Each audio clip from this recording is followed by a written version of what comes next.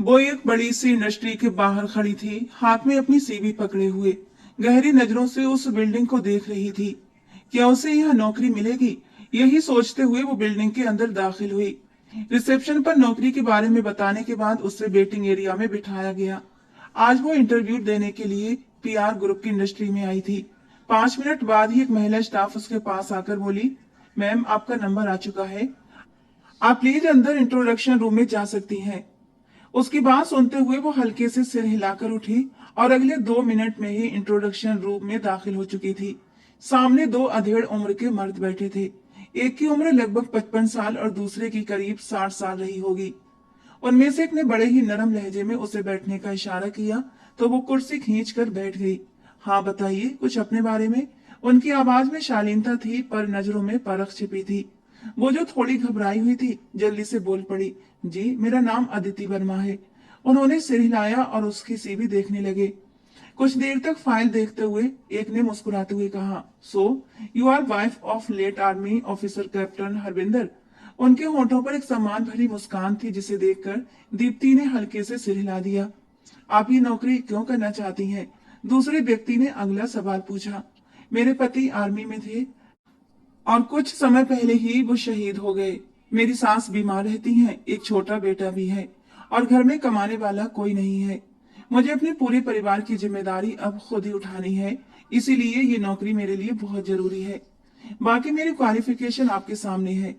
इतना कहने के बाद वो चुप हो गई। सामने बैठे कंपनी के मालिक प्रताप राजपूत ने उसे गौर से देखा और बोले, अच्छा, ऐसा हौसला तो आजकल बहुत कम लड़कियों में देखने को मिलता है, लेकिन क्या आप हमारी कंपनी को पूरा समय दे पाएंगी? ऐसा न हो कि आपको बार बार घर जाना पड़े। वो जैसे परखती नजरों से सवाल कर रहे थे। दीप्ति ने तुरंत जवाब दिया, डोंट वरी सर, मैं कंपनी को पूरा समय दूंगी, मैं अपना बेस्ट दूंगी और आपको कभी भी मुझसे किसी भी तरह की कोई शिकायत नहीं होगी। उसके शब्दों में आत्मविश्वास था, कुछ ऐसा कि प्रताप जी ने पल भर में फैसला कर लिया। ओके, तो आप मेरी पर्सनल सेक्रेटरी की नौकरी करेंगी, आपको कोई इशू तो नहीं? उन्होंने फिर से विनम्रता से पूछा। दीप्ति ने गहरी सांस ली। आप बिल्कुल मेरे पापा जैसे हैं सर, मुझे आपके साथ काम करने में कोई भी परेशानी नहीं होगी। उनके चेहरे की नरमी और इज्जत से भरी मुस्कान ने दीप्ति का दिल छू लिया था। उन्होंने सिर हिलाया, ठीक है, तो फिर आप अगले हफ्ते से ही ज्वाइन कर सकती हैं। उन्होंने उसकी सीवी वापस उसकी ओर बढ़ा दी। वो मुस्कुराती ही उठकर खड़ी हुई। Thank you so much sir. उसकी आवाज में राहत थी। वेलकम, उन्होंने भी मुस्कुराकर जवाब दिया। दीप्ति कमरे से बाहर निकली और फिर कुछ ही देर बाद वो ऑफिस की बिल्डिंग से बाहर आ गई थी और फिर एक ऑटो में बैठकर घर की ओर रवाना हो गई। कंपनी घर से लगभग आधे घंटे की दूरी पर थी। इससे पहले वो एक स्कूल में टीचर की नौकरी करती थी, लेकिन वहां की तनख्वाह इतनी कम थी कि घर के हालात उससे संभल नहीं पा रहे थे और इसीलिए उसने अखबार में ये नौकरी का विज्ञापन देखा तो इंटरव्यू देने का मन बनाया था। घर पहुंचते ही आंगन से उसे अपने नन्हे से शहजादे की आवाज सुनाई दी, जो मुस्कुराकर अपनी दादी से बातें कर रहा था। मम्मी, आज मैं फ्राइज खाऊंगा। वो दादी को प्यार से मना रहा था। दादी को मम्मी ही बोला करता था और सरला जी भी मना नहीं करती थी। जब सोनू ने प्यार से मम्मी कहता तो उन्हें ऐसा लगता जैसे उनका नन्हा हरविंदर फिर से जन्म ले चुका है। दीप्ति दरवाजा बंद करके सीधा आंगन में आई, जबकि उसका बेटा अभी तक दीप्ति को देख नहीं पाया था। वो अपनी दादी की गोद में चढ़ गया। मैं अपने बेटे के लिए अभी फ्राइज बनाती हूँ। सास की बात सुनकर वो मुस्कुरा दी और आगे बढ़ी। रहने दीजिए मम्मी जी, मैं आ गई हूँ ना, अब मैं खुद ही बना दूंगी, आप बस आराम कीजिए। दीप्ति की आवाज सुनते ही सरला जी मुस्कुराई। अरे तू आ गई? उसने हाँ में सिर हिला दिया। और बता, क्या बना नौकरी का? सरला जी ने उम्मीद से पूछा। आपका आशीर्वाद मेरे साथ है मम्मी जी, तो फिर मुझे नौकरी कैसे न मिलती? वो प्यार और नरमी से बोली तो सरला जी की आंखें नम हो गईं। अगर मेरा बस चलता तो तुझे कभी भी जिंदगी की गर्म हवा तक लगने न देती, लेकिन हमारा हरविंदर किया गया जिंदगी जैसे अधूरी हो गई। दीप्ति उनकी बातों में छुपा दर्द समझ चुकी थी। वो उनके पास आकर उन्हें गले से लगा लेती है। आप ही तो कहती थी कि मैं आपके हरविंदर की परछाई हूँ, तो फिर मुझ पर भरोसा रखिए मम्मी जी। वो कहीं नहीं गए, वो हमारे साथ हैं। शहीद मरकर भी कभी मरता नहीं है, वो दिलों में जिंदा रहता है। उन्होंने इतना बड़ा पद पाया है, कभी कभी तो सोचती हूँ वो अमर हो गए हैं और ये तो उनकी ही ख्वाहिश थी, तो फिर हम उदास क्यों होते हैं? वो नम आंखों से मुस्कुराई तो सरला जी ने फौरन अपने आंसू पोंछ लिए। तू तो बहादुर है मेरी बच्ची। पर वो जानती थी दीप्ति उनके सामने भले ही बहादुर बनती थी, पर अकेले में वो भी टूटती थी, रोती थी, छुप छुप कर। दीप्ति किचन में चली गई अपने बेटे के लिए फ्राइज बनाने। उसके चेहरे पर जो मुस्कान किचन तक आई थी, वो मुस्कान अब धीरे धीरे दर्द में बदल चुकी थी। हरविंदर का चेहरा उसकी आंखों के सामने चमक उठा था। वो बहुत सुंदर था, बहुत प्यारा, और उतना ही खूबसूरत उसका स्वभाव भी। लेकिन ड्यूटी करते हुए वो शहीद हो गया था। जिंदगी के वो 2 साल जो उसने हरविंदर के साथ बिताए थे, बहुत खुशहाल थे। उसके भाई की शादी में उसकी भाभी के रिश्तेदारों में से हरविंदर भी एक था। उसी शादी में उसने दीप्ति को पहली बार देखा था और पसंद भी कर लिया। कुछ दिनों बाद ही अपना रिश्ता भेजा। घर वालों को रिश्ता अच्छा लगा, और जब उन्होंने दीप्ति से राय पूछी तो वो चुप रही। उसे हरविंदर पहली नजर में ही भाग गया था। उसे हरविंदर की सारी जानकारी दे दी गई थी। वो आर्मी ऑफिसर है। उसके पापा का बचपन में ही निधन हो गया था और घर में सिर्फ उसकी माँ और वो खुद ही रहते हैं। दीप्ति को जब पता चला तो उसे सब स्वीकार था, इसीलिए उन्होंने शादी भी कर ली। लेकिन शादी के कुछ समय बाद ही हरविंदर चल बसा। उनका बेटा सोनू सिर्फ 2 महीने का था जब हरविंदर की शहादत की खबर आई थी। और अब दीप्ति सिर्फ एक माँ नहीं थी, वो एक बहू थी, एक बेटी और एक नौकरी पेशा औरत, एक शहीद की विधवा। लेकिन सबसे बढ़कर वो एक बहादुर इंसान थी जो टूट कर भी खुद को समेटना जानती थी। उसने किस कदर बहादुरी और हिम्मत से खुद को हरविंदर के गम से बाहर निकाला था, लेकिन फिर भी वो उसे हर पल याद आता था, बार बार याद आता था। दीप्ति को हरविंदर से बेहद मोहब्बत थी, क्योंकि वो एक केयरिंग इंसान था, एक जेंटलमैन था। वो उसे कैसे न चाहती। उसकी मुस्कान, उसकी बातें, उसका साथ, सब कुछ आज भी उसके दिमाग में जिंदा था। और जब वो याद आता तो कभी कभी दीप्ति का दिल करता था कि कहीं से वो आ जाए और वो उससे शिकवा करे कि क्यों छोड़ गए मुझे अकेला, क्यों। उसकी सोच की गहराइयों में डूबी दीप्ति किचन में खड़ी फ्राइज निकाल रही थी। तभी सोनू किचन में दाखिल हुआ। सब उसे सोनू ही कहते थे। 4 साल का वो मासूम बच्चा शक्ल सूरत में हरविंदर की होबहू परछाई था। वो अपनी माँ के पैरों से लिपट गया। अभी वो ठीक से शब्द भी नहीं बोल पाता था, इसलिए तोतली सी जुबान में बोला, मम्मा फ्राइज दो ना। नन्हे से हाथ फैलाए खड़ा था। दीप्ति की आंखों में एक नमी सी उतर आई, लेकिन उसने मुस्कुराते हुए जल्दी से प्लेट में फ्राइज रखे और सोनू के सामने कुर्सी पर बिठा दिया। वो अब चुपचाप खाने लगा था। उसकी परवरिश पूरी तरह दीप्ति ने ही की थी, और इतनी सी उम्र में ही वो बच्चा काफी समझदार हो गया था। दीप्ति की नजर कुछ पल उसके चेहरे पर ठहरी, फिर दोबारा रसोई की तरफ मुड़ गई। किसी की उंगली में चाबी घूमती हुई आहट आई और एक लंबा सा कद लिए लड़का घर में दाखिल हुआ। उसके होठों पर किसी गाने की सीटी की धुन थी, लेकिन इससे पहले कि वो अपने कमरे की ओर बढ़ता, मिसेज प्रताप राजपूत की तेज आवाज ने उसके कदम रोक दिए। ये सब कब तक चलेगा आद्विक? आखिर तुम कब सुधरोगे? उनकी आवाज सख्त थी और चेहरा गुस्से से तना हुआ था। आद्विक ने मुस्कुराकर उनकी ओर देखा और फिर अगले ही पल अपनी माँ के पास आकर उनसे लिपट गया। क्या हो गया मामा, आप भी हर वक्त डैड की तरह गुस्से में रहते हो? वो झूठी मोटी नाराजगी से बोला। वो जानता था कि उसे अपनी माँ को कैसे मनाना है, लेकिन आज प्रिया जी उसकी बातों में नहीं आने वाली थी। आज तुम्हारे बहलावे में नहीं आऊंगी आद्विक। ये रोज रोज का ड्रामा अब बर्दाश्त नहीं होता। तुम्हारे पापा भी कितना परेशान रहते हैं, तुम्हें कोई एहसास है इस बात का या नहीं? ऑफिस ज्वाइन करो, लेकिन नहीं, तुम तो बस आवारा दोस्तों के साथ घूमते रहते हो। आज प्रिया जी सचमुच गुस्से में थी। आद्विक ने मासूम सा चेहरा बनाकर माँ को देखा, लेकिन प्रिया जी का चेहरा सख्त रहा। अब ज्यादा मक्खन लगाने की जरूरत नहीं, कल से तुम ऑफिस जाओगे, समझे? उन्होंने उंगली उठाकर चेतावनी दी और अपने कमरे में चली गईं। आद्विक ने गुस्से में सिर पर हाथ मारा। वो पढ़ाई तो पूरी कर चुका था, लेकिन उसे ऑफिस जाना बिल्कुल पसंद नहीं था। उसे लगता था जैसे उसका दम घुटता है वहां पर। उसका सपना था पुलिस में जाने का, लेकिन उसके पापा ने उसे बिजनेस पढ़ाया ताकि वो पीआर ग्रुप ऑफ इंडस्ट्री का अगला उत्तराधिकारी बने। प्रताप राजपूत सीईओ थे और उनका बस एक ही बेटा था, 27 साल का आद्विक, जो हर वक्त ऑफिस से दूर भागता रहता था। प्रताप साहब को डर था कि कहीं आद्विक अपनी जिंदगी के साथ खिलवाड़ न कर बैठे, इसीलिए वो उसे बार बार समझाते थे, पर हर बार दोनों बाप बेटे की बात झगड़े में बदल जाती थी। सिर्फ प्रिया जी थी जो इस रिश्ते को संजोने की कोशिश करती थी। आदमी को ऑफिस जाना बोझ लगता था। उसे लगता था कि उसके पापा ने उसकी जिंदगी का सबसे अनमोल सपना छीन लिया है। वो जो पुलिस ऑफिसर बनना चाहता था, अब कभी वो पहचान पा नहीं सकेगा।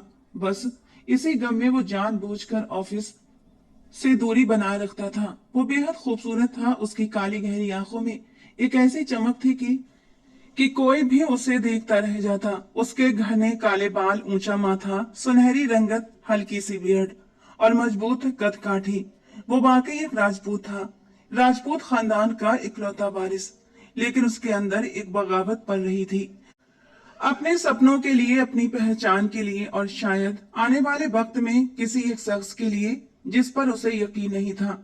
लेकिन किस्मत लिख चुकी थी उसकी कहानी। आज उसका ऑफिस में पहला दिन था। वो जल्दी जाना चाहती थी। वो लेट हरगिज नहीं होना चाहती थी क्योंकि पहला दिन था। जल्दी से उसने सोनू को स्कूल के लिए तैयार किया और अब उसके सामने घुटनों के बल बैठते हुए उसके शूज पहना रही थी। सोनू बेटा, अच्छे बच्चे बनकर रहना है और दादी को बिल्कुल भी तंग नहीं करना। मामा काम पर जा रही हैं, शाम को वापस आएंगी, ओके? वो उसकी तरफ प्यार भरी नजरों से देख रही थी कि सोनू ने अच्छे बच्चों की तरह सर हिला दिया।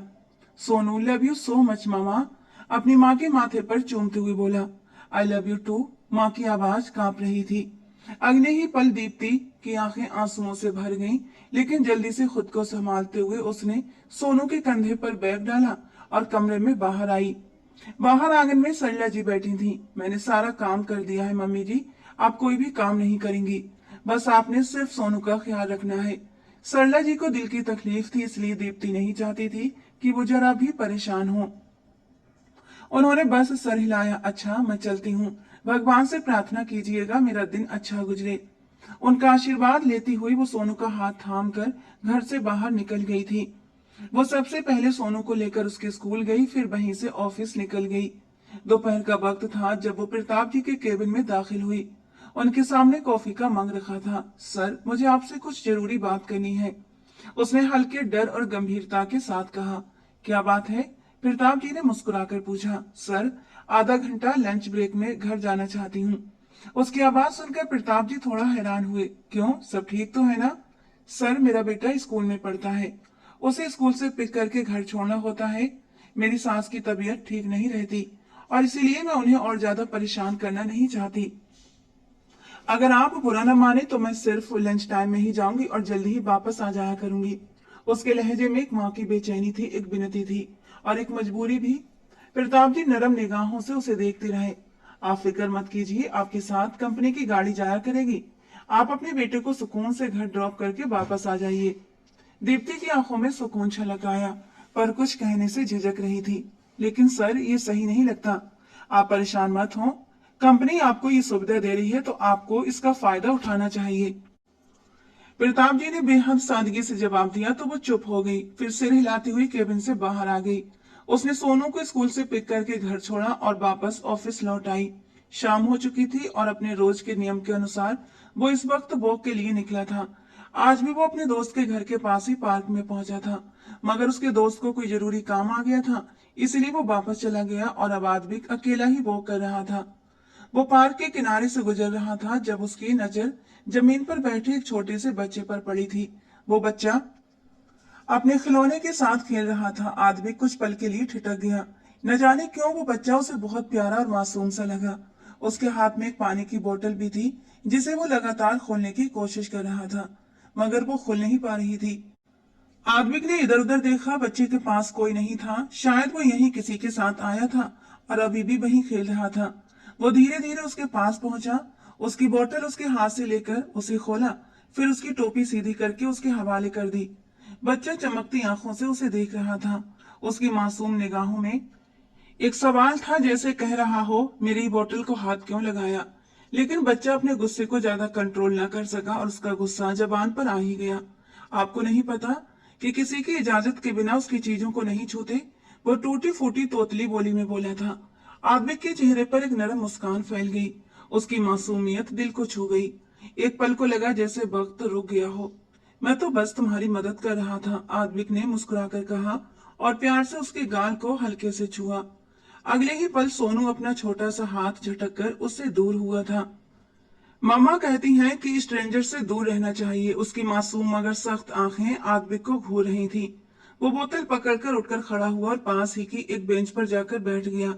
आदमी को उसकी मासूम मगर तीखी प्रतिक्रिया देखकर हंसी आ गई। वो भी उसके पास जाकर उसी की बेंच पर बैठ गया।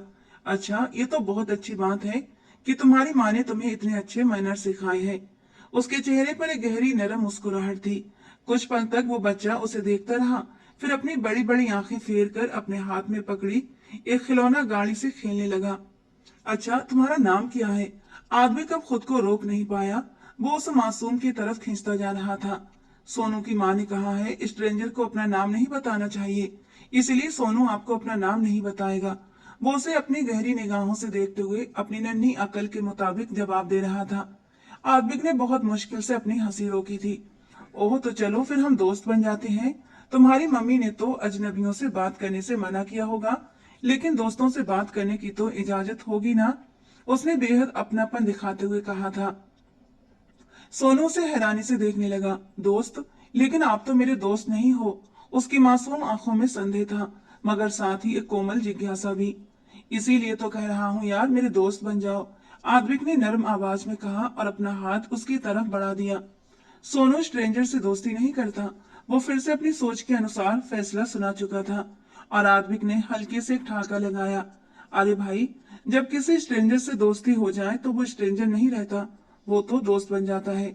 चलो सोचो मत, हाथ मिलाओ, उसने मुस्कुराहट के साथ कहा और अपना हाथ आगे बढ़ा दिया। सोनू उसे थोड़ा सा देखता रहा, फिर शायद दिल से मान गया। धीरे धीरे अपना छोटा सा हाथ बढ़ाकर आद्विक की हथेली पर रख दिया। तो यार अब बताओ तुम्हारा नाम क्या है? आद्विक ने फिर से पूछा। जी, मेरा नाम शोभित हरबिंदर है, लेकिन घर में सब लोग मुझे सोनू कहते हैं, उसने बड़ी मासूमियत से जवाब दिया। उसकी आवाज में एक तरह की सरलता थी जिसने आद्विक को मुस्कुराने पर मजबूर कर दिया। और मेरा नाम आद्विक राजपूत है, उसने भी झुककर कहा। उसका नन्हा हाथ थामे हुए था। सोनू के लबों पर एक प्यारी सी मुस्कुराहट आ गई। तो क्या हम दोस्त हुए? आद्विक ने आंखों में सवाल लिए पूछा। सोनू ने सर हिलाकर हामी भरी। तो सोनू, किसके साथ आए हो यहाँ पर? उसने आसपास देखते हुए पूछा। मैं तो अपनी मम्मी के साथ आया हूँ, सोनू ने बताया। अच्छा, और तुम्हारी मम्मी कहाँ है? उसने चारों तरफ नजरें दौड़ाई, मगर कोई भी बुजुर्ग औरत दिखाई नहीं दी। सोनू ने थोड़ी दूर खड़ी दो अधेड़ उम्र की औरतों की तरफ इशारा किया। वो है मेरी मम्मी। आदमी समझ गया शायद वो उसकी नानी या दादी थी। अच्छा दोस्त, ये बताओ, क्या तुम रोज यहाँ आते हो? सोनू ने सर हिलाकर हामी भरी। आद्विक वहीं बैठकर काफी देर तक उससे बातें करता रहा।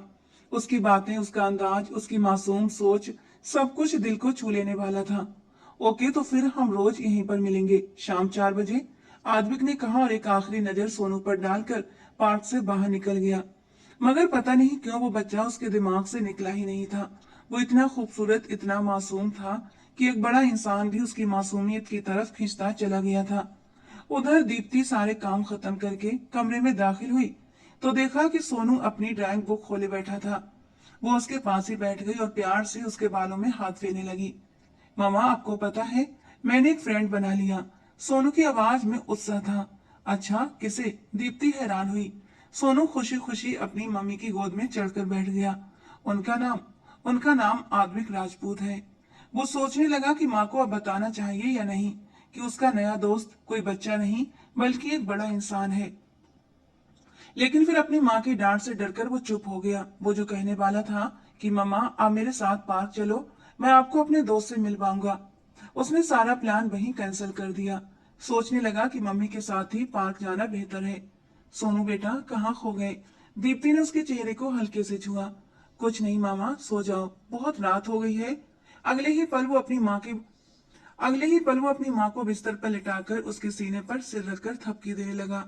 दीप्ति समझ गई थी कि उसका बेटा कुछ छुपा रहा है। कुछ छुपा रहे हो बेटा? उसने प्यार से पूछा। सोनू ने तुरंत अपने हाथ आगे कर दिए। नहीं मामा, मैं क्या छुपाऊंगा, देखो मेरे हाथ बिल्कुल खाली हैं। और दीप्ति मुस्कुरा दी। अगले दिन आदमी को अपने किसी दोस्त के साथ शहर से बाहर जाना पड़ा तो वो पार्क नहीं आया, मगर सोनू वो पूरे 1 घंटे तक उसका इंतजार करता रहा। चलो बेटा, घर चलते हैं, सरला जी ने कहा तो वो धीरे से बोला। रुक जाओ मम्मी, मेरा दोस्त आने वाला होगा, मिलकर जाएंगे। पूरा 1 घंटा वो यही बात दोहराता रहा, लेकिन जब आद्विक नहीं आया तो फिर वो मायूस होकर चुपचाप लौट आया। आद्विक शायद उसे भूल चुका था, लेकिन सोनू नहीं भूला था उसे। उसने 2 दिन तक इंतजार किया, हर शाम उसी बेंच पर बैठा, उसी मुस्कान के साथ, अपने दोस्त के लौट आने की आस लिए। उस दिन के बाद सर्दी कुछ ज्यादा बढ़ गई थी, इसलिए दीप्ति ने सोनू को पार्क भेजना बंद कर दिया था। उस दिन के बाद वो आद्विक से नहीं मिल सका था, लेकिन हर वक्त एक ही बात करता, मेरा एक दोस्त है। और दीप्ति को समझ नहीं आता कि वो किस दोस्त की बात कर रहा है, क्योंकि उसके ख्याल से उसका कोई दोस्त नहीं था। प्रताप साहब की तबीयत अचानक बहुत ज्यादा बिगड़ गई थी। उन्हें उन्हें दिल की बीमारी थी। प्रिया जी और आद्विक उनके कमरे में ही मौजूद थे। बहस शुरू हुई। नहीं, तुम मुझे बता दो, फिर मुझे ऑफिस क्यों नहीं जाने दे रही हो तुम? तुम्हारे सपूत ने तो कुछ करना ही नहीं, मुझे ही सारा ऑफिस संभालना पड़ेगा। प्रताप साहब ने प्रिया जी की तरफ देखते हुए सवाल किया, जो गुस्से से अपने बेटे आद्विक को ही घूर रही थी। आपकी तबीयत ठीक नहीं है, सुकून से लेटे रहें, ये खुद ही ऑफिस चला जाएगा। और फिर उन्होंने नजरें घुमाई आद्विक की तरफ, जो मुंह फुलाए खड़ा था। अगर ये इतना काबिल होता तो क्या ही बात थी, वो गुस्से से जलते भुनते बोले थे। तब आत्विक ने गुस्से से अपनी गाड़ी की चाबी उठाई और कमरे से बाहर निकल गया। क्या समझते हैं खुद को? क्या मैं ऑफिस नहीं जा सकता? गुस्से से बड़बड़ाता हुआ वो आखिर ऑफिस पहुंच ही गया। प्रताप जी जितने नरम मिजाज के थे, आत्विक उतना ही तेज और अक्खड़ था। जहां प्रताप जी अपने एम्प्लॉय से मोहब्बत से पेश आते थे, वहीं उनका बेटा हर किसी से रूखेपन से पेश आता था। उसका मानना था कि नौकर को उसकी जगह दिखानी चाहिए। सुबह से ही वो दीप्ति को 3 बार अपने केबिन में बुला चुका था। कभी उसे कोई फाइल चाहिए होती थी, तो कभी उसे चाय या कॉफी चाहिए होती थी, और कभी उसका मूड खराब होता। दीप्ति बस सब कुछ सह रही थी, बर्दाश्त कर रही थी। प्रताप सर तो हमेशा इज्जत से बात करते थे, लेकिन आज उनका बेटा जैसे उसकी आत्मा को कचोट रहा था। दोपहर के 12 बजे दीप्ति एक बार फिर दरवाजा खटखटाकर केबिन में दाखिल हुई। चेहरे पर मजबूरी साफ थी। वो फाइलों के बीच झुका हुआ था। सर, मुझे 1 घंटे की छुट्टी चाहिए। उसकी आवाज बेहद नरम थी।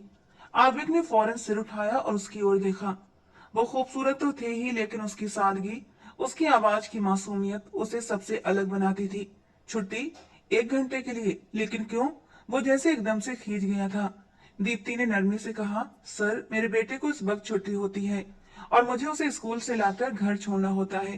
प्रताप सर से मैं पहले ही परमिशन ले चुकी हूँ, लेकिन मेहरा सर ने कहा कि जब तक आपसे न पूछूं मैं घर नहीं जा सकती। वो सिर झुकाकर बेहद तमीज से बात कर रही थी, लेकिन आदमी के चेहरे पर चिढ़ और सख्ती दोनों साफ नजर आ रहे थे। पता नहीं डैड हर नौकर को सर पर क्यों चढ़ा लेते हैं। वो इतनी जोर से बड़बड़ाया कि दीप्ति ने साफ सुन लिया। उसके चेहरे पर अपमान का भाव तैर गया। उसने खुद को बहुत मुश्किल से रोका था। मैं आज ही डैड से बात करूंगा। ये कंपनी है कोई चैरिटी का अड्डा नहीं, जहां जब दिल चाहे लोग जाएं और जब दिल चाहे चले आएं। उसका लहजा कड़वाहट से भरा हुआ था और दीप्ति बिना कुछ बोले पलट गई। मैंने छुट्टी नहीं दी है। उसके पीछे से आद्विक ने आवाज लगाई। दीप्ति का दिल करा उठा। डोंट वरी सर, मैं कहीं नहीं जा रही। उसने अपने आंसुओं को जैसे अंदर ही अंदर निगल लिया और बाहर निकल गई। बाहर आकर वो बेचैनी से इधर उधर टहलने लगी। अगर आज मैं सोनू को लेने नहीं गई तो क्या होगा? मेरा बच्चा मेरा इंतजार कर रहा होगा। तभी मेहरा साहब ने उसे देखा और वो सब समझ गए। वो प्रताप सर के केबिन में दाखिल हुए, जहां आद्विक मोबाइल पर कोई गेम खेल रहा था। सर, दीप्ति मैम का बेटा स्कूल में पढ़ता है और घर में कोई नहीं जो उसे लेने जाए। अगर वो नहीं गई तो उनका बेटा स्कूल में अकेला रह जाएगा। मेहरा साहब की बात पर आद्विक का चेहरा एकदम सख्त से नरम पड़ा। उसे जैसे पहली बार एहसास हुआ कि उसने कितनी बड़ी बात को नजरअंदाज किया था।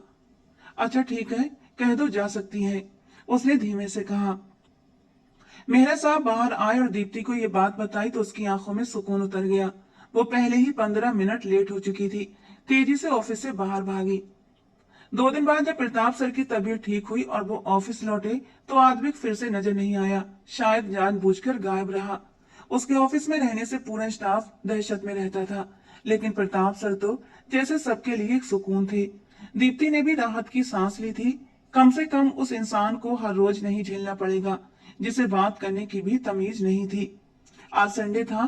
दीप्ति अपने बेटे के साथ मंदिर आई हुई थी। वो अक्सर संडे को सोनू को लेकर आती थी, थोड़ी देर सुकून पाने के लिए। Sonu love you so much पापा, उसके ये शब्द दीप्ति का कलेजा चीर देते थे। उसने कभी अपने पिता को महसूस नहीं किया था। ना उनके स्पर्श को, ना उनकी मौजूदगी को। और वो ये नहीं जानती थी, और ना ही वो ये जानता था कि बाप क्या होता है, लेकिन फिर भी उसे एहसास था जो अपने बाप से मोहब्बत करता था। वो मंदिर में काफी देर तक बैठी रही, गरीबों को खाना खिलाया और हरविंदर की तस्वीर सीने से लगाए वहीं सीढ़ियों पर बैठ गई।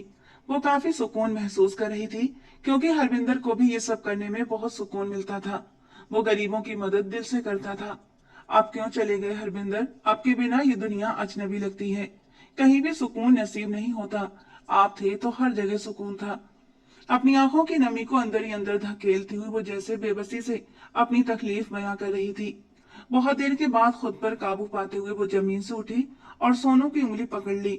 चलो सोनू, देर हो रही है। उन्हें काफी देर हो चुकी थी और सरला जी भी परेशान हो रही थी। ये कहते हुए वो मंदिर से बाहर आई थी। मंदिर घर के पास ही था, बस बीच में एक छोटा सा वही पार्क पड़ता था। सोनू जल्दी से पार्क में घुस गया और झूले पर चढ़कर खड़ा हो गया। मम्मा, मुझे पकड़ो। वो चाहता था दीप्ति उसे उठाकर नीचे उतारे और फिर दोबारा चढ़े। दीप्ति मुस्कुराकर सिर हिलाकर रह गई। आदबिक, जो आज एक बार फिर अपने दोस्त से मिलने आया था, उसने दूर से ही सोनू को पहचान लिया। उसे अचानक याद आया कि वो सोनू से किया हुआ वादा भूल गया था। सोनू के पास एक औरत खड़ी थी, जिसके सिर पर बड़ा सा काला दुपट्टा था और चेहरा छुपा हुआ था। आत्विक ने फौरन अंदाजा लगा लिया कि वो यकीनन सोनू की माँ है। वो उसके पास आया। हेलो दोस्त, कैसे हो? उसकी आवाज सुनते ही सोनू की आंखें चमक उठी। दोस्त, आप कहाँ चले गए थे? वो झूले से उछलता हुआ नीचे उतरा और उसकी ओर भागा। दीप्ति ने चौंक कर पीछे देखा और जब आत्विक को अपने सामने खड़ा पाया तो पल भर के लिए सब कुछ थम गया। लेकिन उससे भी ज्यादा उसे हैरानी अपने बेटे को देखकर हुई थी, जो आत्विक के सामने खड़ा हंस हंस कर उससे बातें कर रहा था। एक तेज वार गुस्से का अचानक ही दीप्ति के सीने में उतर गया था। अगले ही पल वो उन दोनों के पास पहुंची और जल्दी से सोनू का हाथ पकड़कर नीचे कर लिया। सोनू, क्या कर रहे हो? स्ट्रेंजर से बात नहीं करते, वो कुछ सख्ती से बोली थी कि सोनू एकदम सहम गया। आदमिक ने हैरत से उस लड़की को देखा। उसकी आवाज से और उसके चेहरे से अब वो पहचान चुका था, ये कोई और नहीं बल्कि वही लड़की थी। तुम यहाँ? वो बेसाख्ता फट पड़ा। ये सवाल तो मैं भी पूछ सकती हूँ कि आप यहाँ? वो आसपास देखते हुए सवाल कर रही थी, क्योंकि ये इलाका कहीं से भी प्रताप फैमिली जैसे लोगों का नहीं लग रहा था। वो तो बस हैरानी से सोनू और दीप्ति को एक साथ देखता जा रहा था। ये तुम्हारी माँ है? उसने सोनू से बेयकीनी से पूछा, और सोनू ने मासूमियत से सर हिला दिया। एक पल को आदमी की आंखों में अंधेरा छाया। उसे याद आई वो भीगी आंखें दीप्ति की, जब वो कह रही थी, सर मुझे अपने बेटे को स्कूल से लेने जाना है। हे भगवान, ये क्या हो गया था? आदमी की आंखों में बहुत तेजी से नमी हुई। ममा, ये देखो, आदमिक राजपूत। अपनी तोतली जबान में सोनू उसे हंसकर पुकार रहा था और दीप्ति ने अपना सिर थाम लिया। वो तो समझ रही थी कि उसका दोस्त कोई छोटा सा बच्चा होगा, न कि वही शख्स जिसके सामने उसने अपने आंसू छुपा लिए थे। चलो बेटा, घर चलते हैं। वो गहरी सांस लेकर परेशान आदमिक को पीछे छोड़कर सोनू का हाथ थामे घर की ओर बढ़ गई। आदमिक के दिमाग में जैसे धमाके हो रहे थे। तो क्या सोनू दीप्ति का बेटा है? उसे याद आया इसी पार्क में उसने सोनू से कितनी बातें की थी, और फिर उसकी दादी से भी कि आंटी, ये आपका बेटा है। वो सरला जी से हैरानी से पूछ बैठा था, क्योंकि सोनू ने बार बार मम्मी बुला रहा था। नहीं बेटा, ये मेरा पोता है। सरला जी की बात पर आदमिक ने सर हिलाया। और उसके मम्मी पापा? सोनू के बालों में हाथ फेरते हुए आदमिक ने पूछा था। सरला जी के चेहरे पर एक कड़वी मुस्कान फैल गई। बेटा, इसके पापा आर्मी ऑफिसर थे। जब ये 2 महीने का था तब शहीद हो गए। इसकी माँ एक कंपनी में जॉब करती है तो इसे मेरे पास छोड़ जाती है। लेकिन मेरी बच्ची बहुत बहादुर है। हर रोज खुद ही इसे स्कूल छोड़ने जाती है और फिर स्कूल से घर भी लेकर आती है। वो औरत कोई भी थी, मगर उसकी आवाज में अपनी बहू के लिए मोहब्बत थी। आदमिक मुस्कुरा दिया। उसने आज तक ऐसी औरत नहीं देखी थी और अब उसे सब कुछ समझ आ चुका था। पहली बार उसके दिल में दीप्ति के लिए नरम भाव उभरे थे। वो अकेले ही सब कुछ हैंडल कर रही थी, वरना आजकल के जमाने में कोई इतना महान कैसे हो सकता है। घर लौटने पर प्रताप साहब काफी गुस्से में थे।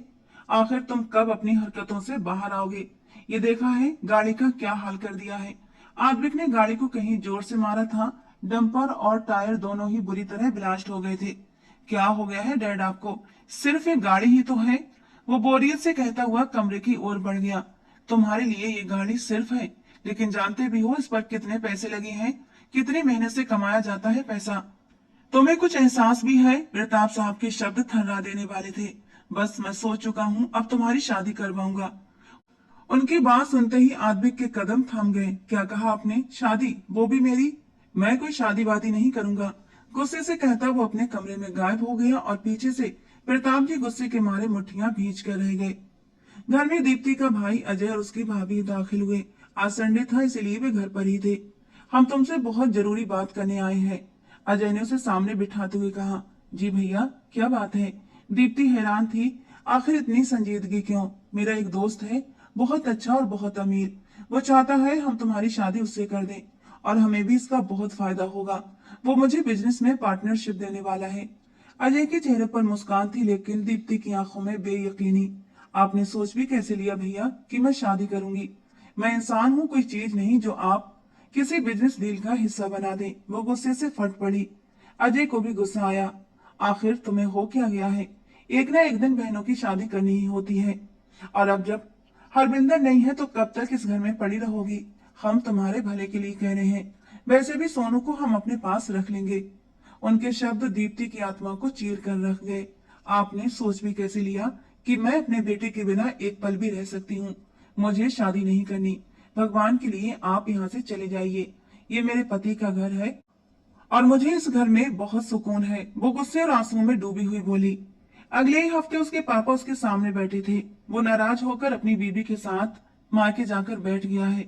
उसकी एक ही जिद है, जब तक तुम शादी नहीं करोगी घर वापस नहीं आएगा। दीप्ति सन थी। मैं क्या करूं पापा, मुझे कुछ समझ नहीं आ रहा। वो खुद को टूटा हुआ महसूस कर रही थी जब उसके पिता ने उसके सामने हाथ जोड़ दिए। मैं ऐसा नहीं कर सकती पापा, प्लीज भगवान के लिए। मैं सारी जिंदगी अपने पति के नाम वफादार बनकर रहूंगी, इससे ज्यादा नहीं। उसकी रुलाई आज भगवान तक भी पहुंच रही थी। एक ऐसी लड़की जिसने हर रिश्ता दिल से निभाया था, पर दुनिया के सौदे में हर बार खुद को खोया। उसे तकलीफ हुई कि वो अपने बाप का भरम नहीं रख पाई। उसके पापा मायूस होते लौट गए। सरला जी उसके सामने बैठी कुछ सोच रही थी और दीप्ति सोनू को अपने सीने से लगाए हुए थपक रही थी। वो सो गया था। तुम शादी कर लो बेटा, तुम्हारे पापा और तुम्हारे भाई ठीक कह रहे हैं। सरला जी की बात सुनते ही दीप्ति ने विस्मय से चेहरा उठाया और सांस रोककर उन्हें देखा। मम्मी जी, ये आप कह रही हैं? मुझे यकीन नहीं हो रहा। आपने सोच भी कैसे लिया कि मैं हरविंदर के अलावा किसी और के बारे में सोच भी सकती हूँ? उसकी आवाज कांप रही थी। भगवान के लिए आगे से ऐसी बात मत कहिएगा। मुझे आपसे तो इस बात की बिल्कुल भी उम्मीद नहीं थी। इतना कहकर वो सोनू को लिए अपने कमरे में चली आई और सरला जी बस दरवाजे की ओर ताकती रह गईं। उनके दिल में खूक उठी थी। दीप्ति ने हरविंदर से मोहब्बत की थी, बेहद सच्ची और पाक मोहब्बत। उसके मरने के बाद भी वो दूसरी शादी का ख्याल नहीं कर सकती थी। आद्विक आज पूरे 3 दिन बाद घर में दाखिल हुआ था। एक बार फिर लिविंग रूम में बैठे प्रताप साहब की नजरें उस पर पड़ी तो वो नजरें झुकाकर आगे बढ़ गया। कसम खा रखी है ना तुमने? अपने आवारा दोस्तों के साथ मटर गश्ती करनी है बस। शादी क्यों नहीं कर लेते? शादी करोगे तो जिम्मेदारी आएगी, शायद अकल भी आ जाए। प्रताप साहब की आवाज में गुस्सा नहीं बल्कि थकावट थी।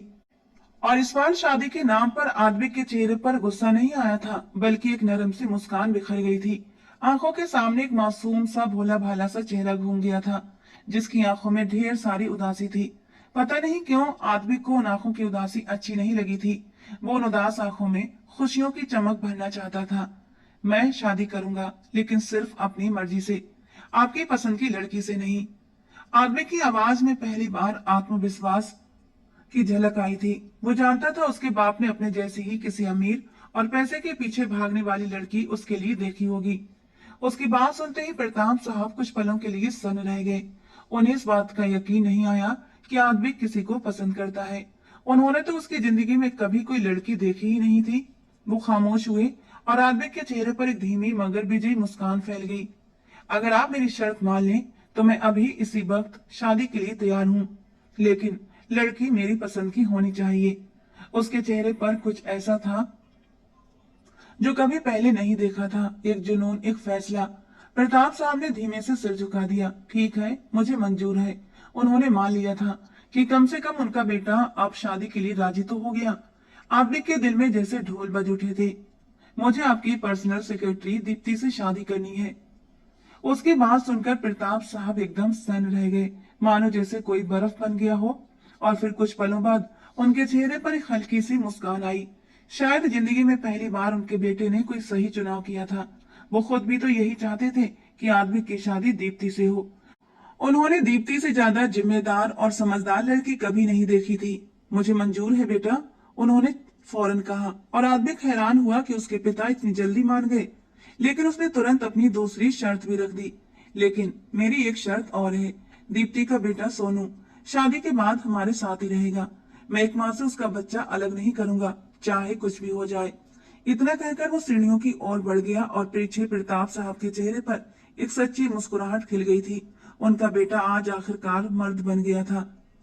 उन्होंने दरवाजे पर दस्तक दी। कुछ देर बाद दरवाजा खुला और सामने सरला जी खड़ी थी। जी, आप कौन?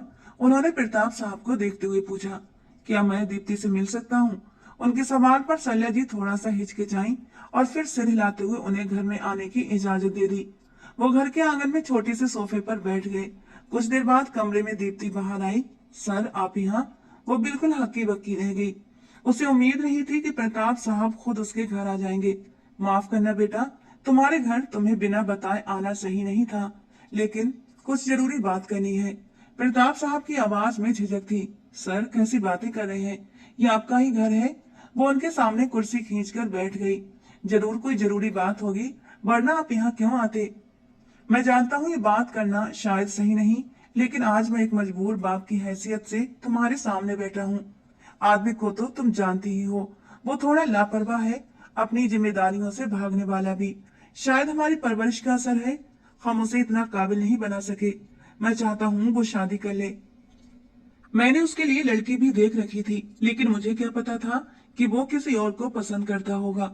उनकी आवाज कांप रही थी और दीप्ति के चेहरे का रंग उड़ता जा रहा था। आप कहने की क्या कोशिश कर रहे हैं? उसकी सांसें थम गई थीं। दिल तेजी से धड़कने लगा था, जैसे किसी तूफान से पहले की खामोशी हो। दीप्ति उनकी बात बिल्कुल समझ नहीं पा रही थी, या फिर समझने की कोशिश नहीं कर रही थी। अगर मेरी कोई बेटी होती तो बिल्कुल तुम्हारी जैसी होती। प्रताप साहब के शब्द जैसे एक झटका थे जो दीप्ति के शरीर को शीतल कर गए थे। बेटा, मैं जानता हूँ तुम शादीशुदा हो, तुम्हारा एक बेटा भी है, लेकिन इन सबके बावजूद मैं चाहता हूँ तुम मेरे बेटे से शादी कर लो। ये शब्द जैसे एटम बम थे जो उसके सिर पर गिरे थे। दीप्ति एकदम पत्थर बनी खड़ी हो गई। मैं जानता हूँ वो थोड़ा सा बदतमीज है, आवारा लगता है, लेकिन दिल का बहुत नरम है। उसके अंदर बिल्कुल बच्चों जैसा दिल है। कहीं ना कहीं अंदर ही अंदर मेरी भी ख्वाहिश थी कि मुझे तुम्हारी जैसी एक अच्छी बहू मिल जाए, लेकिन मैं नहीं जानता था कि वो जिस लड़की को पसंद करता होगा वो तुम ही होगी। प्रताप साहब ने साफ कह दिया था। वो कह चुका है कि शादी करेगा तो सिर्फ तुमसे। दीप्ति को अपने सर पर आसमान फटता हुआ महसूस हो रहा था। ऐसा कैसे हो सकता है? उनका बेटा और दीप्ति, उसका कोई जोड़ बनता ही नहीं था। वो यकीन नहीं कर पा रही थी। लेकिन सर, ये नामुमकिन है। आखिरकार हिम्मत करके वो बोल पड़ी। वो बड़े थे, उनकी इज्जत करना उसका फर्ज था, लेकिन उनकी बातें दीप्ति के दिमाग में घूम रही थी। मैं जानता हूँ बेटा, प्रताप साहब ने नरमी से कहा, लेकिन इन सबके बावजूद तुमसे विनती करता हूँ, मेरे बेटे से शादी कर लो। क्या पता तुम्हारी जिंदगी में आने से उसकी जिंदगी संवर जाए। और उसने एक बात साफ कर दी है कि वो तुम्हारे बेटे को तुमसे एक पल के लिए भी दूर नहीं होने देगा। उसकी शादी की एक ही शर्त है, तुम्हारा बेटा तुम्हारे साथ ही हमारे घर में आएगा। वो बेहद नरमी से विनती भरे अंदाज में बात कर रहे थे कि दीप्ति परेशान होकर रह गई। अंकल, मैं आपकी इज्जत करती हूँ, आप मेरे लिए मेरे बाप की जगह हैं, लेकिन मैं भी हरविंदर के अलावा किसी दूसरे के बारे में नहीं सोच सकती। उसकी आंखों में आंसू बहने लगे। उसे तकलीफ हुई थी, क्योंकि उसकी पूरी दुनिया हरविंदर के इर्द गिर्द ही घूमती थी। मैं जानता हूँ बेटा, मैं तुम्हें ये नहीं कह रहा कि तुम अपने पति को भूल जाओ। तुम उससे मोहब्बत करती रहो, लेकिन किसी दूसरे मर्द के साथ वफा तो कर सकती हो ना। सिर्फ एक मौका दे दो। एक मौके से क्या पता हमारी जिंदगियां संवर जाए। जब तक मेरा बेटा जिम्मेदार नहीं बनेगा, शायद मुझे सुकून की मौत भी ना आए। उनके शब्दों में ऐसी तकलीफ थी कि दीप्ति को भी तकलीफ हो रही थी। लेकिन इससे पहले वो बात पूरी करती, सरला जी उनकी बात के बीच में ही बोली। आप बिल्कुल ठीक कह रहे हैं भाई साहब। मैं तो इसे कब से समझा रही हूँ कि इसे शादी कर लेनी चाहिए। इसका भाई भी कुछ दिन पहले आया था और इसे शादी के लिए फोर्स कर रहा था। इसके भाई को लगता है कि इसकी शादी किसी अमीर मर्द से करवाने के बाद उसे पार्टनरशिप मिलेगी। देखिए ना, अब हमारी बेटी इतनी बोझ बन गई है कि इसका भाई अपनी ही बहन की शादी को एक बिजनेस डील समझ रहा है। दीप्ति के चेहरे पर एक ठंडी मुस्कान फैल गई, लेकिन उसके अंदर हलचल मची हुई थी। लेकिन आप यहाँ रिश्तों को जोड़ने के लिए आए हैं, जो कि किसी के दिल दुखाने का कारण नहीं। आप बिल्कुल भी चिंता ना करें, मैं इसे मना लूंगी। सरला जी की बात पर दीप्ति ने हैरत से अपनी सास की ओर देखा था। उसे यकीन नहीं हो रहा था कि उसकी सास ये क्या कह रही थी। वो चले गए थे। उनके जाने के बाद दीप्ति बेयकीनी से उन्हें देखने लगी, जिसे उसने अपनी पूरी जिंदगी भर मां समझा था। वो उनकी इतनी इज्जत भी करती थी जितनी हरविंदर करता था। अगर वो हरविंदर की माँ थी तो वो दीप्ति की भी माँ ही थी। सरला जी सरला जी आकर दीप्ति के पास बैठी और धीरे से कहा, बेटा, ये दुनिया है और ये दुनिया एक विधवा को सुकून से जीने नहीं देती। जानती हूँ तुम मेरे हरविंदर की अमानत हो और उसकी ही रहोगी, लेकिन अगर वो तुम्हारे पास एक उम्मीद से आए हैं कि तुम एक घर को संवार सकती हो, तो उनकी नस्ल संवार दो बेटा। इससे बढ़कर एक औरत के लिए कोई सम्मान की बात नहीं। और जहां तक रही बात तुम्हारे बाप और भाई की, तो वो भी तो तुम्हारी शादी करवाना चाहते हैं ना। उन्हें तो एक बिजनेस डील चाहिए। इन बातों पर दीप्ति का सिर दर्द से फटता हुआ महसूस हो रहा था। मैंने सारी जिंदगी सोनू को सिर्फ यही बताया है कि उसके पापा हरविंदर है।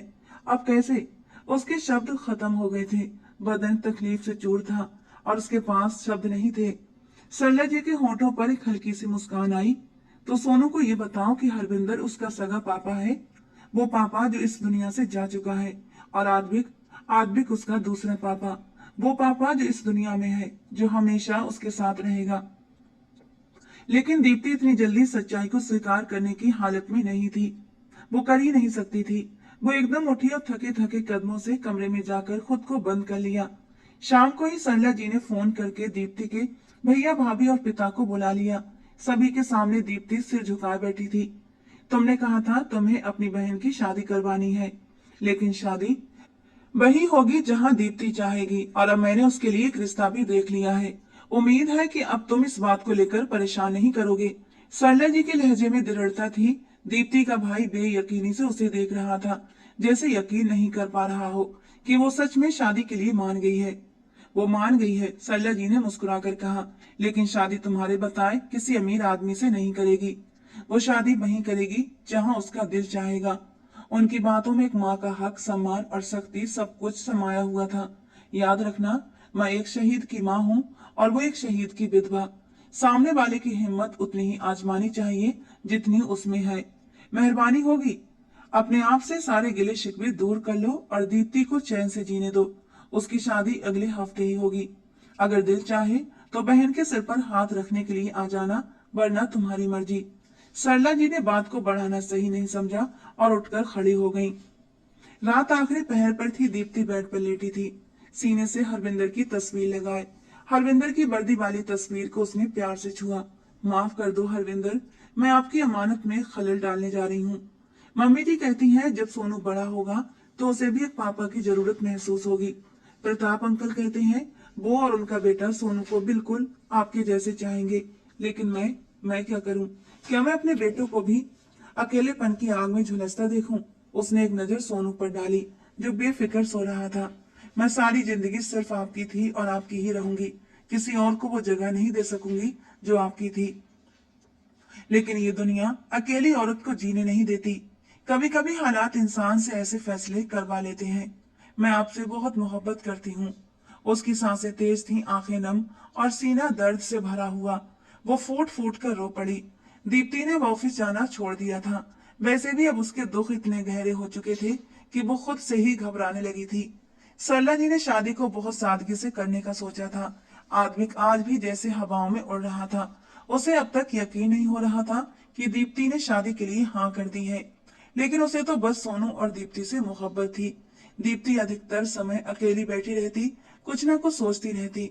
सरला जी ने भी उसे वक्त दिया कि वो इस रिश्ते को पूरी समझदारी से स्वीकारे। ये एक हफ्ता उसके लिए एक पहाड़ सा था, तकलीफ, खामोशी और अनकही बातों का तूफान। और आखिरकार वो दिन आ गया जब दीप्ति आद्विक की दुल्हन बनने जा रही थी।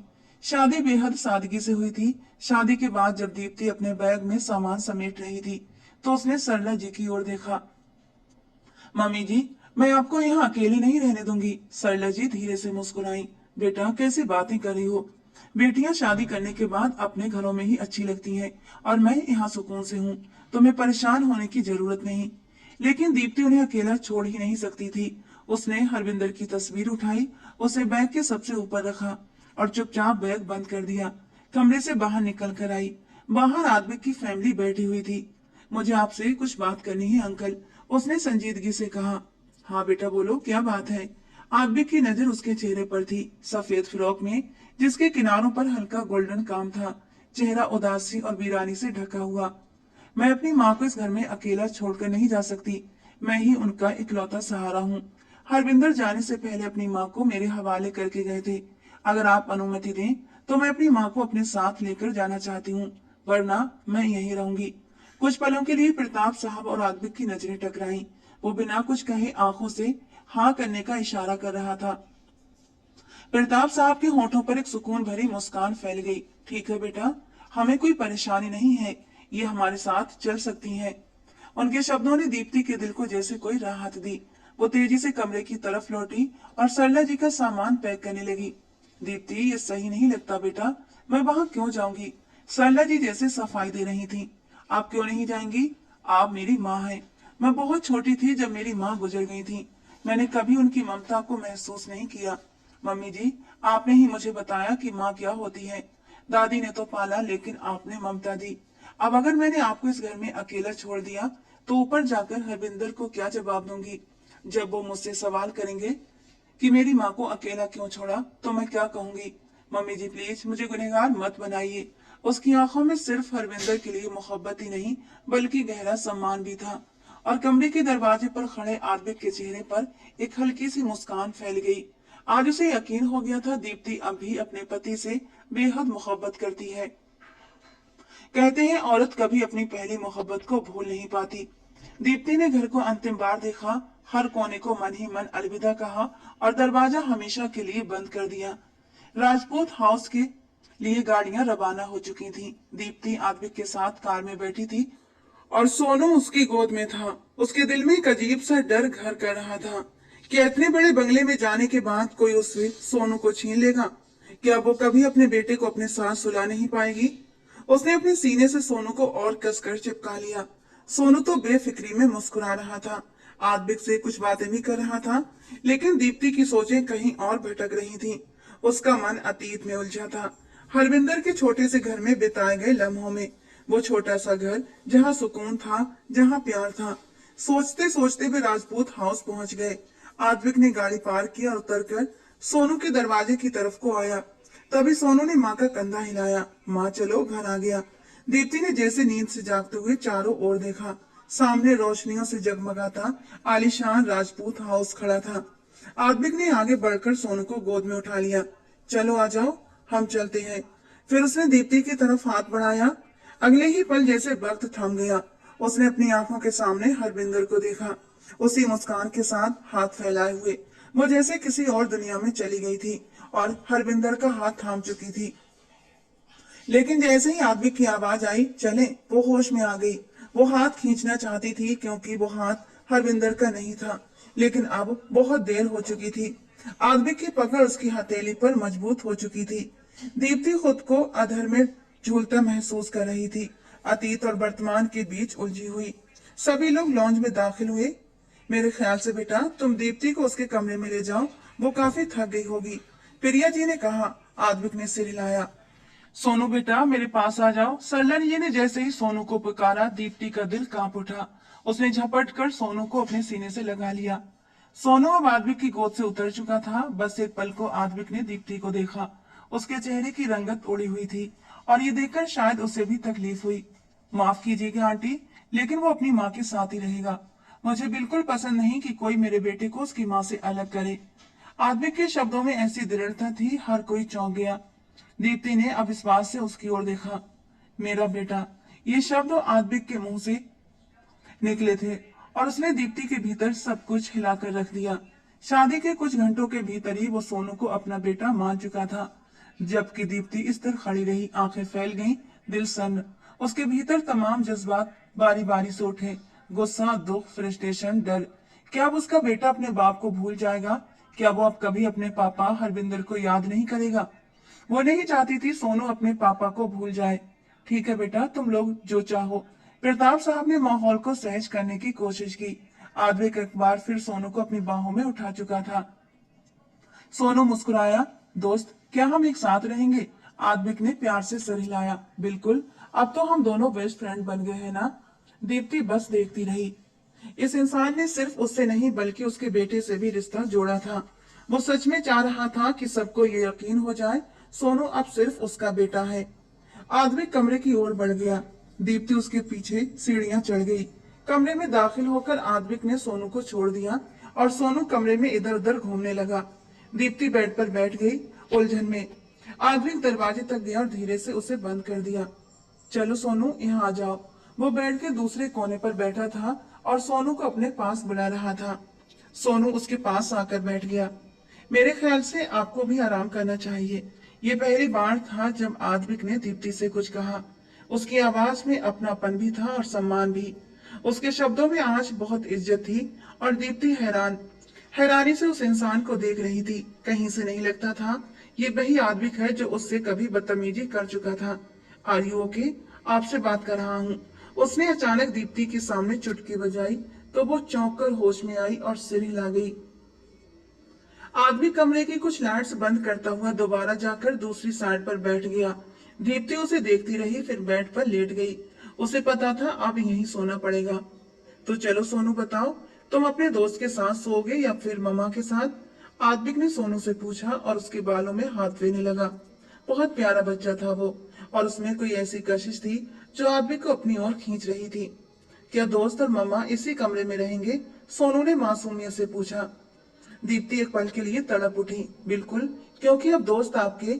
इससे पहले कि वो पापा शब्द बोलता दीप्ति झट से उठ बैठी। चलो सोनू, यहाँ आओ और लेट जाओ। उसके लहजे में सख्ती थी। आद्विक और सोनू दोनों ने चौंक कर दीप्ति को देखा। सोनू बिना कुछ कहे माँ के पास चला गया और लेट गया। दीप्ति उसके बालों में उंगलियां चलाने लगी। उसका दिल ये बर्दाश्त नहीं कर पा रहा था कि उसका बेटा हरविंदर के अलावा किसी और को पापा कहे। बालों में उंगलियां फेरते फेरते वो कब सो गई उसे खुद भी पता नहीं चला, जबकि आद्विक चुपचाप उन दोनों का चेहरा देख रहा था।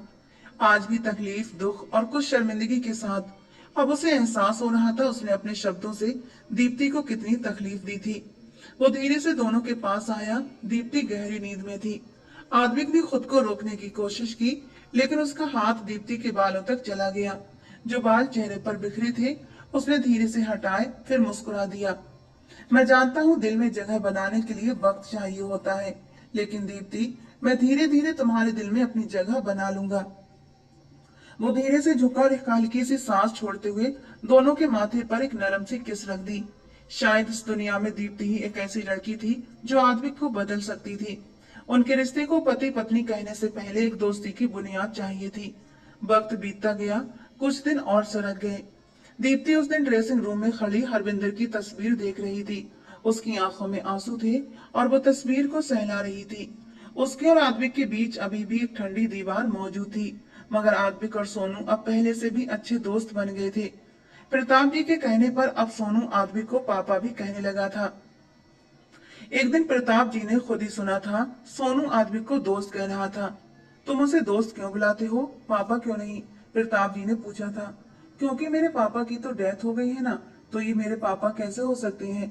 उस नन्हे से बच्चे ने सिर झुकाकर कहा, और प्रताप साहब मुस्कुरा दिए।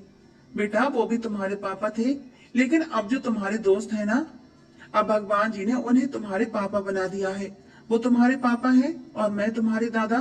तो मुझे दादा और आद्विक को पापा बुलाया करो। उसी दिन से सोनू ने बड़ी मुश्किल से उसे पापा कहना सीखा था, मगर वो ये शब्द दीप्ति के सामने नहीं बोलता था कि उसकी मामा को गुस्सा आएगा। अचानक आद्विक ड्रेसिंग रूम में दाखिल हुआ। दीप्ति को रोते हुए देखा। शायद वो खुद से बुदबुदा रही थी। मैं कैसे किसी और से वफा कर सकूंगी हरविंदर? मैं तो सिर्फ आपसे मोहब्बत करती हूँ। ये शब्द आद्विक के सीने में किसी खंजर की तरह चुभ गए। दीप्ति चौंकी, चेहरा मोड़कर आद्विक की ओर देखा। वो पत्थर बनकर खड़ा था। वो शर्मिंदा से फौरन अपने आंसू पोंछने लगी। हरविंदर की तस्वीर को कपड़ों के नीचे छुपाया और अलमारी बंद करने लगी। लेकिन इससे पहले वो बाहर जाती अचानक उसकी कलाई आद्विक के हाथों में आ गई। दीप्ति ने अविश्वास से अपनी कलाई की ओर देखा। मैं जानता हूँ मैं कोई कैप्टन हरविंदर नहीं हूँ और ना ही बन सकता हूँ। वो इंसान बहुत खास था, उसका मुकाम बहुत ऊंचा था। मैं तो उसके पाँव की धूल भी नहीं। मैं आपसे मोहब्बत नहीं मांगता दीप्ति, नहीं मांगता, लेकिन मैं सोनू से सच्चे दिल से मोहब्बत करता हूँ। मैंने उसे दिल से अपना बेटा माना है और आप भी अच्छी लगती हैं मुझे। मैं जानता हूँ आपके लिए ये सब बहुत मुश्किल है, लेकिन एक बार मुझ पर भरोसा करें। मोहब्बत मत दीजिएगा, वफा दे दें। उसने किस कदर तकलीफ से कहा था वही जानता था। उसके होठों से शब्द निकलते हुए कांप रहे थे। उसे जैसे दीप्ति की बातों ने तकलीफ दी थी। मैं आपका गम बांटना चाहता हूँ, आपका अच्छा साथी बनना चाहता हूँ। दीप्ति की आंखों से आंसू बहने लगे। सिर्फ एक मौका दे दें, मैं आपको एक बेहतर इंसान बनकर दिखाना चाहता हूँ और कभी भी सोनू को इस बात का एहसास नहीं होने दूंगा कि मैं उसका सौतेला बाप हूँ। मैं उसे बिल्कुल वैसा ही प्यार दूंगा जैसा सोनू डिजर्व करता है। दीप्ति पत्थर बनी उसे देख रही थी, जिसकी अपनी आंखें भी भीगी हुई थी। उसने बिना कुछ कहे आगे बढ़कर दीप्ति को हल्का सा अपने साथ लगाया। दीप्ति के पूरे वजूद में जैसे कोई अजीब सा भाव उतर गया था। कोई सुकून था या कोई उलझन, वो खुद समझ नहीं पा रही थी। उन दोनों के बीच कोई अजीब सा एहसास था।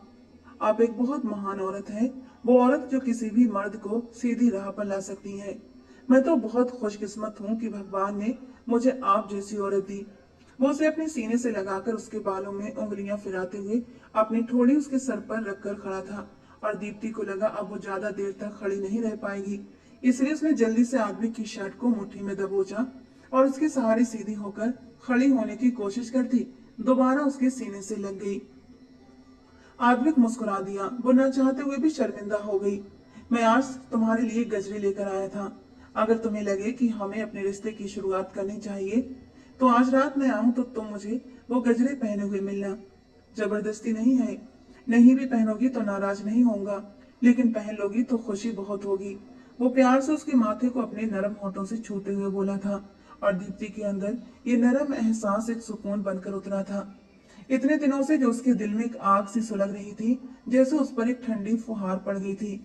मम्मा, पापा। इससे पहले वो कुछ कहती अचानक से ड्रेसिंग रूम में दाखिल होते सोनू ने उनका ध्यान अपनी ओर खींचा। वो आज काफी दिनों बाद सुकून में आई थी, दिल से मुस्कुरा रही थी। बेशक हर इंसान हरविंदर नहीं हो सकता, लेकिन वो इतना भी बुरा नहीं था कि दीप्ति उसके साथ जिंदगी गुजार न सके।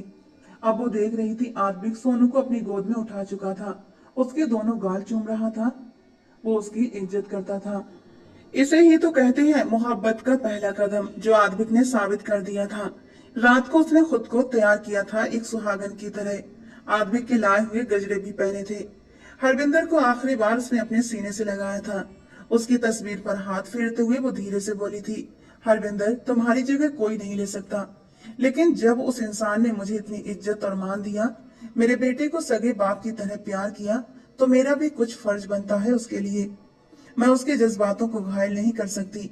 वो एक जवान मर्द है, उसका भी मन करता होगा, उसका भी मन मचलता है मेरे करीब आने को, अपनी पत्नी की संगत पाने को, और मैं उससे उसका ये हक छीन नहीं सकती। आज से मैं सिर्फ और सिर्फ आदमी की वफादार बनकर रहूंगी। तुम्हारी मोहब्बत मेरे सीने के एक कोने में दफा रहेगी। मुझे गलत मत समझना हरविंदर, मुझे बेवफा मत कहना। दो आंसू टूटकर हरविंदर की तस्वीर पर गिरे थे। उसे ऐसा लगा जैसे हरविंदर की तस्वीर मुस्कुरा रही हो। उसने आंखें बंद की तो उसके ख्यालों में भी हरविंदर का मुस्कुराता हुआ चेहरा आया था। जैसे कहीं ना कहीं हरविंदर भी उसके इस फैसले से खुश था। और अब दीप्ति के दिल में सुकून उतर चुका था। उसने वो तस्वीर कबर्ड की सबसे पिछली दराज में रखकर उसमें चाबी लगा दी। रात को जब आदमी कमरे में दाखिल हुआ तो अंदर का मंजर देखकर उसके होठों पर एक मुस्कान आई थी, जैसे उसे पहले से ही उम्मीद हो। सोनू कमरे में नहीं था। आज वो अपनी दादी सरला जी के पास सो गया था। दीप्ति सरला जी के पास गई थी अपने बेटे को देखने, और जब उसने झुकी हुई नजरों से कहा, मम्मी जी, आज से सोनू को आप अपने पास ही सुला लिया करना, तो उन्होंने गहरी सांस लेते हुए सुकून से उसकी बात मान ली थी। सरला जी की बूढ़ी आंखों ने सब कुछ भांप लिया था। आज शादी के 3 महीने के बाद उनकी बेटी अपनी जिंदगी की नई शुरुआत करने जा रही थी और वो बहुत खुश थी। फिर दीप्ति तैयार होकर आदमी का इंतजार करने लगी। वो धीरे से चलता हुआ उसके करीब आया और उसके हाथों को अपने हाथों में थामकर चूम लिया। थैंक यू सो मच, मुझे मेरी जिंदगी की सबसे बड़ी खुशी देने के लिए। वो प्यार से उसके माथे को छूते हुए बोला था। फिर उठकर अलमारी खोली और एक मखमली केस निकाल कर लाया। उसके गले में सोने की नाजुक सी चैन पहनाते हुए बोला, ये तुम्हारी मुंह दिखाई का तोहफा है। और हाँ, इस रिश्ते को शुरू करने से पहले मैं तुमसे कुछ कहना चाहता हूँ।